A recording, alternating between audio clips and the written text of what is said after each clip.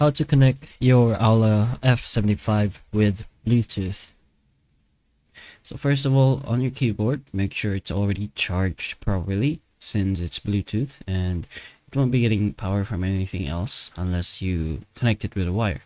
So on your keyboard, go ahead to the top part of it and then find this little switch, which can toggle it from 2.4G or off or into Bluetooth. So toggle this little switch to the very left. And for better process, make sure none of these are plugged in. So make sure USB isn't plugged in and the Type C isn't plugged in as well. It should still work, but this way it should just be easier. So again, switch this to the very left, which is your Bluetooth.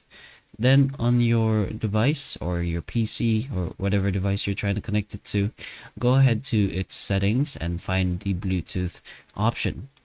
Then once you're there, go ahead and toggle the Bluetooth on, of course, and then you can go ahead and add devices. So in the add devices, you can go to this option in the very top, which is the Bluetooth option, which includes keyboards. Once you press on that and your Bluetooth is on, you should be able to find your Aula 755 with an option to connect it to the Bluetooth option.